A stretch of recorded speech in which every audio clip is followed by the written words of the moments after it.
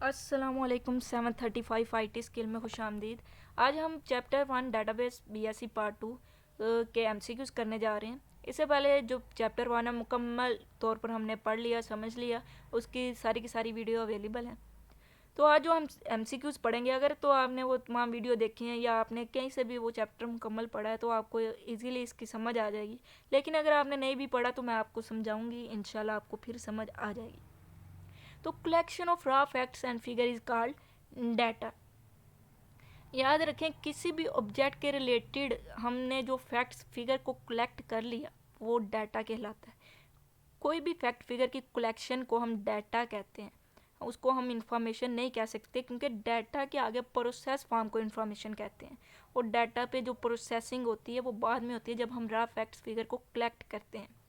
तो इसलिए इसका आंसर डाटा आएगा। इसके बाद उन्होंने कहा the manipulate and process data is called information. अब जो डाटा प्रोसेस फॉर्म में आया है उस पर मैनिपुलेट किया गया है, उसे इंफॉर्मेशन कहते हैं, क्योंकि जिसके मुतल्लिक डाटा को स्टोर किया उसको हम ऑब्जेक्ट कहते हैं। तो इसका मतलब वो प्रोसेस डाटा नहीं है, और जो रॉ फैक्ट्स हैं वो तो डाटा है। तो यहाँ पर प्रोसेस डाटा एंड पे बचा information. Manipulation of data to achieve the required objective and result is called data processing and operation। हमने जो डाटा को प्रोसेस फॉर्म में लाया उस पर हम कुछ ना कुछ प्रोसेसिंग करती हैं, कोई ना कोई हम उस पर ऑपरेशन परफॉर्म करते हैं, तब वो डाटा प्रोसेस फॉर्म में आता है। इसका मतलब डाटा प्रोसेसिंग ऑपरेशन दोनों इसका ऑप्शन है। A person, count, car and house are consider object. याद रखें कि ऑब्जेक्ट कोई भी ऐसी चीज़ है जिसके रिलेटेड डाटा को स्टोर किया जा सकता है। जैसा कि पर्सन है, उसके मतलब हम क्या डाटा स्टोर कर सकते हैं, वो अभी उसकी जेंडर क्या है, उसका मैच्योरल स्टेट क्या है, वो कहाँ पे काम करता है, उसका एड्रेस क्या है, उसका फ़ोन नंबर क्या है, उसकी हाइट कितनी है, उसका कलर क्या है, उसका हेयर कलर क्या है, ये हम उसके मतलब डाटा को स्टोर कर सकते हैं। तो इसका मतलब ये ऑब्जेक्ट हुआ। अब अकाउंट है, कौन सा अकाउंट है, किधर है, या उसमें कितना उसने डिपॉजिट करवाया है। इसके बाद कार है, उसका कलर क्या है, उसका मॉडल क्या है, प्राइस क्या है। और उसके बाद हाउस है, वो कितने मंजिलें हैं उसकी, उसका पेंट कलर क्या है, वो कहाँ पे है, उसका एड्रेस क्या है। तो इस तरह से हम किसी भी चीज़ के मतलब जिसके मतलब हम डाटा को स्टोर कर सकते हैं उसको हम ऑब्जेक्ट कहते हैं। और टेबल में तो हम डाटा स्टोर करते हैं, उसके मतलब थोड़ी ना होता। अगर हम टेबल के मतलब डाटा को स्टोर करें तो टेबल एज ऑब्जेक्ट आएगा। डाटा प्रोसेसिंग तो बिल्कुल नहीं, क्योंकि डाटा को प्रोसेस करना ये डाटा प्रोसेसिंग में बिल्कुल नहीं आ सकता। A collection of related field is called record. अब एक टेबल है, उसमें मुख्तलिफ फील्ड है, फील्ड की कलेक्शन को हम रिकॉर्ड कहते हैं। आप जैसे कि आप इमेजिन करें, आपके सामने एक टेबल है, उसमें एक जगह रोल नंबर लिखा है, नेम लिखा है, एड्रेस लिखा है, ईमेल लिखा है, उसके नीचे सब के सब इंफॉर्मेशन है। अब जो कलेक्शन है उनकी नेम, रोल नंबर और फील्ड, उसकी जो लाइन है एक बाइनरी, उसकी कलेक्शन को हम रिकॉर्ड कहते हैं। रिकॉर्ड को हम रो भी कहते हैं। इसके बाद आया all record in a field have the same structure. बिल्कुल, तो इसमें कंटेंट्स नहीं आएगा क्योंकि वो सेम कंटेंट नहीं रखते, लेकिन स्ट्रक्चर सेम रखते हैं। तो इसके बाद a collection of data that consist name, address and email of the person is called record. ये सेम एमसीक्यूज है, बस यहाँ पर उन्होंने रिलेटेड फील्ड कह दिया और यहाँ पर उन्होंने फील्ड के नाम दे दिए कि नेम है, एड्रेस है, ईमेल ये फील्ड है, और इनकी कलेक्शन को हम रिकॉर्ड कहेंगे। A record in a database is the information referring to the product, event, person, किसी के मुतालिक भी इंफॉर्मेशन हो सकती है। Each item of the information within a record is called field. अब उन्होंने यहाँ पर फिर एक रिकॉर्ड पे ही आपको तीन उन्होंने एमसीक्यूज बना के दिए हैं। यहाँ पर उन्होंने कहा दिया कि एक रिकॉर्ड है, उसके साथ उसकी एक जो आइटम है, एक आइटम की इंफॉर्मेशन को हम क्या करेंगे, फील्ड। यानी यहाँ पर उन्होंने कहा ये आइटम है, ये फील्ड है, नेम, एड्रेस है, ईमेल है, और इनकी कलेक्शन को रिकॉर्ड कहते हैं। अब रिकॉर्ड के साथ जो एक एक आइटम है, इनकी इंफॉर्मेशन को हम क्या कहेंगे, यानी अगर नेम है तो इसकी आल की आल इंफॉर्मेशन को हम क्या कहेंगे, फील्ड कहेंगे। एड्रेस है तो इसको क्या कहेंगे, फील्ड कहेंगे। तो यहाँ पर यही एमसीक्यूज है। A logical grouping of character is called field. यहाँ पर आप ज़रा गौर कीजिएगा, लॉजिकल ग्रुपिंग ऑफ करेक्टर कहा गया है। यहाँ पर अगर आता है ना लॉजिकल ग्रुपिंग ऑफ फील्ड तो रिकॉर्ड आना था, लेकिन यहाँ पर लॉजिकल ग्रुपिंग ऑफ करेक्टर है तो यहाँ पर फील्ड आएगा। A field is to record as. Field को कॉलम कहा जाता है, ये जहन में रखिएगा, एमसीक्यूज भी है, और रिकॉर्ड को रो कहा जाता है। इसलिए यहाँ पर उन्होंने कहा a field is to record as, a column is to row. मैं आपको एक चीज़ रिकमेंड करूँगी कि जब भी आप एमसीक्यूज याद करें या पढ़ें तो उसके निशान पहले से लगा लें, क्योंकि अक्सर बच्चे करते हैं कि निशान नहीं लगाते, फिर उनमें से चूज़ करते हैं, तो वो अगर गलत भी चूज़ करते हैं तो अक्सर आपके जहन में वो रह जाता है, तो आप को ना जब आपने एक क्वेश्चन पढ़ा, उसका आंसर पढ़ा, तो आपके जहन में वही आंसर रहेगा, इर्द गिर्द के आंसर नहीं आएंगे। इसलिए मैं तो हमेशा से पहले से ही लगा के फिर करती हूँ। तो इसके बाद देखिए, a database containing all student in a class would store basic data of the student. अब जो स्टूडेंट है उनका बेसिक डाटा हम किस में स्टोर कर सकते हैं? हम एक रिकॉर्ड में तो स्टोर कर नहीं सकते कि तमाम स्टूडेंट का जो बेसिक डाटा है, और ना एक फील्ड में तो हो ही नहीं सकता, एक सेल में तो मुमकिन ही नहीं है ना, इसका मतलब फाइल बचा, तो फाइल में ही हम बेसिक डाटा तमाम स्टूडेंट का स्टोर कर सकते हैं। डाटाबेस कंटेनिंग ऑल स्टूडेंट पे डाटाबेस कंटेन है एक क्लास का, और हमने सिर्फ रोल नंबर को स्टोर करना है। तो रोल नंबर क्या है? रोल नंबर तो एक फील्ड है, तो इसका मतलब हम फील्ड में इसको स्टोर करेंगे। A database containing all student in a class would store the information of individual student. अब हर इंडिविजुअल यानी एक एक स्टूडेंट का डाटा स्टोर करना है, तो इसके लिए हमें किसकी ज़रूरत होगी? रिकॉर्ड की, क्योंकि एक स्टूडेंट के लिए डिफरेंट उसके फील्ड होंगे, उसका name, address, roll number, phone number, class वगैरह। तो अब वो उनकी कलेक्शन की जाए तो वो एक रिकॉर्ड में स्टोर होगा। इसका ये मेन जो कंसेप्ट है। आई होप आपको इसकी समझ आई होगी। अब हम आगे चलते हैं। Which of the following is also known as data set. File को हम डाटा सेट भी कहते हैं, ये एमसीक्यूज के तौर पर लाजमी अक्सर आ जाता है, तो आप इसे ज़रूर याद रखेंगे। जो फाइल है उसको हम डाटा सेट कहते हैं, फील्ड को हम कॉलम कहते हैं, रिकॉर्ड को हम रो कहते हैं। A set of related file created and manage by the database management system. अब उन्होंने यहाँ पर क्या कहा कि ऐसा रिलेटेड फाइल का सेट जो क्रिएट और मैनेज किया जाता है डाटाबेस मैनेजमेंट सिस्टम से, तो उसको हम क्या कहते हैं? उसको हम डाटाबेस कहते हैं। उसको फील्ड तो हम कह नहीं सकते, रिकॉर्ड बिल्कुल भी नहीं कह सकते, क्योंकि ये तो लॉजिक ही नहीं बन रहा अगर आपको इसकी डेफिनेशन क्लियर है कि डाटाबेस मैनेजमेंट कहते हैं किसे। जो डाटाबेस मैनेजमेंट सिस्टम है वो सॉफ्टवेयर और प्रोग्राम को यूज़ करता है ताकि डाटाबेस को क्रिएट और मैनेज किया जा सके। अब डाटाबेस क्या है? डाटाबेस रिलेटेड फाइल है जो क्रिएट की जाती हैं और मैनेज की जाती हैं बाय डाटाबेस मैनेजमेंट सिस्टम के। तो यहाँ पे सिर्फ डाटाबेस आएगा। विच of the following is an example of database. Student चाहे रिकॉर्ड हो, चाहे लाइब्रेरी का हो, चाहे फ़ोन बुक हो, किसी के मतलब भी डाटाबेस बन सकता है। तो डाटाबेस की ये तमाम की तमाम एग्जांपल है। एसक्यूएल इज़ एन, ये स्ट्रक्चर लैंग्वेज है, ये अनस्ट्रक्चर या सॉफ्टवेयर बिल्कुल नहीं है, और ऑब्जेक्ट ओरिएंटेड लैंग्वेज नहीं है। Object oriented language visual basic है जो हम पीछे पढ़ चुके हैं बीएससी पार्ट 1 में।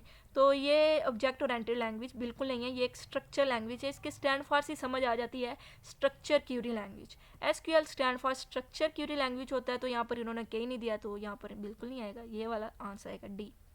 SQL can be use to query database only, create database create structure only, modified database only. तो यहाँ पर आल है क्योंकि हम एसक्यूएल को डाटाबेस स्ट्रक्चर के लिए भी इस्तेमाल कर सकते हैं, क्यूरी डाटाबेस डाटा के लिए भी, और मॉडिफाइड डाटाबेस के लिए भी। A database is an organize collection of related data. अब जो डाटाबेस है वो कलेक्शन है रिलेटेड डाटा की, लॉजिकली जो रिलेटेड डाटा होती है उसको कलेक्ट करना ऑर्गेनाइज फॉर्म में, इसको हम डाटाबेस कहते हैं। The object of database management system include data integrity, data integration, availability. ये हाल पे ही आएगा क्योंकि अवेबिलिटी भी इसका ऑब्जेक्टिव है कि हमने मुख्तलिफ फॉर्मेट से डिफरेंट टाइप से हमने डाटा को कैसे एक्सेस करना, मैनेज करना, और डाटा इंटीग्रिटी भी आएगा, डाटा इंटीग्रेशन भी आएगा। Information sharing mean, information share करने का मतलब क्या है? Information can be store once and retrieve any number of time. बिल्कुल इन्फॉर्मेशन को हम एक मरतबा स्टोर तो कर सकते हैं, लेकिन उसको हम बहुत मरतबा रिट्राइव कर सकते हैं, हमारी मर्जी, जब मर्जी हम उसे रिट्राइव करें क्योंकि हमने उसे स्टोर कर लिया। और हम सेम इन्फॉर्मेशन को शेयर भी कर सकते हैं मुख्तलिफ एप्लीकेशन में। तो यहाँ पे इसके दोनों पॉइंट आएंगे। विच of the following is handle bye database management system. Database management system के ये ऑब्जेक्टिव भी आ सकते हैं और डाटाबेस मैनेजमेंट सिस्टम इसे हैंडल भी करता है। Data integrity, data security, data independence. A program whose job is used to store and retrieve user data in database is called database management system. एक प्रोग्राम जो कि यहाँ पर उन्होंने कहा ना, यहाँ पे आपने हर एक को लगा के देखना कि कौन सा प्रोग्राम में से ये काम करता है, जिसकी जॉब है कि वो स्टोर करे और रिट्राइव करे यूज़र के डाटा को इन डाटाबेस में। तो ये किसका काम है? ये डाटाबेस मैनेजमेंट सिस्टम प्रोग्राम का काम है। The database system is compose of 4 major part. इसके 4 मेजर पार्ट है कि हार्डवेयर हो, सॉफ्टवेयर हो, और पीपल हो, और डाटा हो। ये 4 इसके मेजर पार्ट्स हैं डाटाबेस सिस्टम के। हार्डवेयर होगा तो सॉफ्टवेयर इस्तेमाल होगा, सॉफ्टवेयर इस्तेमाल होगा तो हार्डवेयर हार्डवेयर और सॉफ्टवेयर दोनों का होना ज़रूरी है, और उनको उनके लिए पीपल और डाटा उसमें स्टोर करना ये भी ज़रूरी है। लोग ही डाटा स्टोर करते हैं ना। In data processing system data application interact with database management system. ये ज़रा गौर से पढ़िएगा, हमने पीछे मुकम्मल डिटेल में डिस्कस किया था कि एप्लीकेशन और यूज़र प्रोग्राम के आपस में क्या रिलेशनशिप है।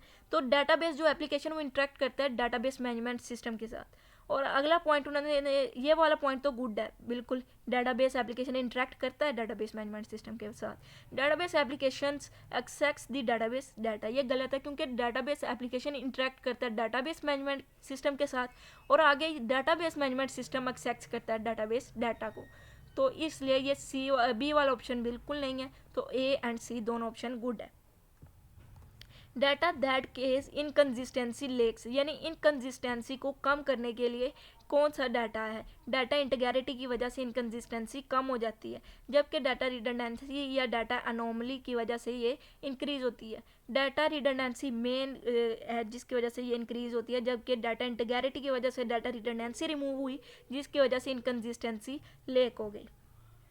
Which of the following is an advantages of database management approach? Program are independent of the data format, यानी प्रोग्राम और डाटा आपस में दोनों इंडिपेंडेंट है, दोनों का ताल्लुक नहीं है। अगर आप डाटा को चेंज करते हैं तो प्रोग्राम को कोई फ़र्क नहीं पड़ेगा, ये इसका एडवांटेजेस है। जबकि ये सिक्योरिटी को रिड्यूस करना या इंक्रीज़ करना, डुप्लीकेशन ऑफ डाटा, ये इसके एडवांटेजेस नहीं है। जबकि इसके एडवांटेजेस तो ये हैं कि ये इंक्रीज़ नहीं करता बल्कि कम कर देता है डुप्लीकेशन को और सिक्योरिटी बढ़ा देता है। इससे आगे चलते हैं। Database management system stand for database management system sorry DBMS, आपने तब तो ये ऐसे ही पढ़ना है, लेकिन इसका स्टैंड फॉर हम तो हर मरतबा जितनी बार पढ़ते हैं तो डाटाबेस मैनेजमेंट सिस्टम। अगर ऐसा MCQs आए तो आपको फ्री का नंबर है। विच of the following is not advantages of database system. अब उन्होंने कहा कि इनमें से कौन सा एडवांटेज नहीं है डाटाबेस सिस्टम का। तो ये देखिए, रिडंडेंट डाटा, ये कोई एडवांटेजेस थोड़ी है, तो डिसएडवांटेजेस हुआ। लेकिन ये तो फाइल प्रोसेसिंग सिस्टम का था, तो इसमें डाटा इंडिपेंडेंस होता है, बिल्कुल होता है, और इसमें बेटर डाटा क्वालिटी होती है, बैकअप और रिकवरी भी हम कर सकते हैं, बिल्कुल कर सकते हैं। तो इसमें क्या नहीं है, तो रिडंडेंट डाटा, तो ये इसका एडवांटेजेस नहीं है। Which of the following enable the user to modify data structure without affecting existing program that use them? Data independency, ये एडवांटेजेस है डाटाबेस का, जो इनेबल कर देता है यूज़र को कि डाटा स्ट्रक्चर को मॉडिफाई करो without affecting existing programmes that use them, यानी जो डाटा हमने स्टोर किया हुआ है, जो हम प्रोग्राम को यूज़ कर रहे हैं, उसका और जो प्रोग्राम है उसका आपस में कोई ताल्लुक नहीं, वो इंडिपेंडेंट है, तो हम डाटा के स्ट्रक्चर को मॉडिफाई कर सकते हैं। Data application contain procedure for adding record, deleting record, processing queries, ये कुछ भी हम इस्तेमाल प्रोसीजर के लिए इस्तेमाल कर सकते हैं डाटाबेस एप्लीकेशन में। तो ये आल पे क्लिक करेगा। Which of the following is related to component of database management system known as personal application programmer, database administrator, end user. हम तीनों के तीन हमने पढ़े भी थे पीछे, 1 by 1 डिस्कस किए हैं डिटेल के साथ इनको, तो ये तीन ही आएंगे, तो इसका मतलब ये आल पे आएगा। तो ये एज अ पर्सनल ये आपको क्वेश्चन भी आ सकता है, बजाय इसके कि आपको ये तीन पूछें, कहेगा इनके बारे में बताएं मुझे। The major component of database management system is called, जो मेजर कंपोनेंट है डाटाबेस मैनेजमेंट सिस्टम का वो डाटाबेस मैनेजर है। Duplication data in multiple file data file is data redundancy, अगर मल्टीपल डाटा फाइल में है, डुप्लीकेट हुआ है, यानी एक ही डाटा मुख्तलिफ फाइल में मुख्तलिफ जगह पे मौजूद है, तो उसे हम डाटा रिडंडेंसी कहते हैं। The description of structure organization of data in database is contain in data dictionary, data mine, structure query, language नट। तो यहाँ पर आप को पता होना चाहिए कि डाटा डिक्शनरी है जो कि हमें बताती है कि स्ट्रक्चर क्या है ऑर्गेनाइजेशन का, डाटा जो भी डाटा है डाटाबेस में, तो इसके बारे में डाटा डिक्शनरी बताती है, जिसे हम मेटा डाटा भी कहते हैं, यानी डाटा के मुतल्लिक डाटा होना। A request for information from a database in database terminology is called query, यानी एक इंफॉर्मेशन के लिए हमने एक रिक्वेस्ट भेजी डाटाबेस में, तो इसको क्या कहते हैं डाटाबेस की टर्मिनोलॉजी में, इसको क्यूरी कहते हैं। क्यूरी एक क्वेश्चन है जो कि हम पूछते हैं, या एक रिक्वेस्ट है जो हम इंफॉर्मेशन लेने के लिए सेंड करते हैं। सिंपली आप ये याद रखिएगा। तो रिपोर्ट तो एक फाइनल फॉर्म है जो बाद में बनती है, जो कि हम आगे आगे पढ़ते जाएंगे जैसे आप क्लियर करेंगे आपको।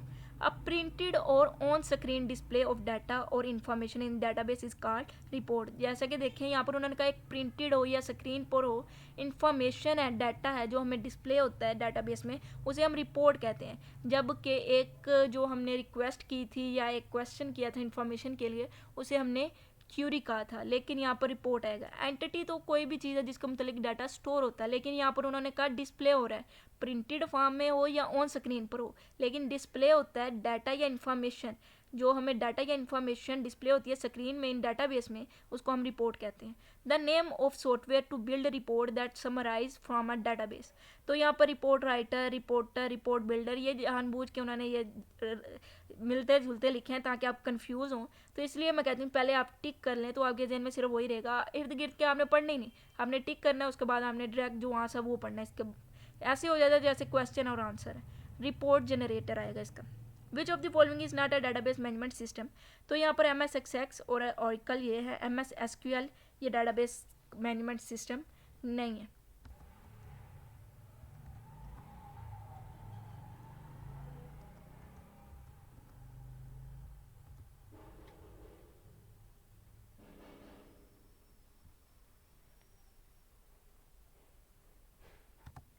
मैंने सर्च किया तो विच of the following is not a database management system, इसमें MySQL एक रिलेशन डाटाबेस मैनेजमेंट सिस्टम है। तो यहाँ पर अगर देखा जाए तो इन्होंने आज सही भी लिखा है, लेकिन मेरे मुताबिक यहाँ पे नन ज़्यादा बेहतर रहेगा, क्योंकि ये डाटाबेस मैनेजमेंट सिस्टम तो है ना, चाहे रिलेशन डाटाबेस मैनेजमेंट सिस्टम है। तो यहाँ पर आप ये क्वेश्चन का आंसर ये वाला होगा, डी होगा। For database system needing to support approximately 50 concurrent user within an organization, which type of database would be appreciate? Workgroup database, यानी database system जो सपोर्ट करता है 15 यूज़र को कि वो एक ऑर्गेनाइजेशन में काम कर सकें, या 15 यूज़र के साथ कोई भी ऑर्गेनाइजेशन के लिए जो डाटाबेस सपोर्ट करता है वो है work group database. For database system need to support approximately 2 trillion byte of data within our organization, which type of be organizational database। यहाँ पे याद रखिएगा अगर 15 यूज़र का है उन्होंने तो ये है वर्क ग्रुप डाटाबेस, लेकिन अगर वो 15 से कहते हैं कि 25 है, 16, 25 है, 100 तक, 25 से 100 तक, तो वो है डिपार्टमेंट डाटाबेस। लेकिन अगर बहुत ही ज़्यादा रकम बता रहे हैं ना, तो वो आपने आंखें बंद करके लगा देना ऑर्गेनाइजेशनल डाटाबेस।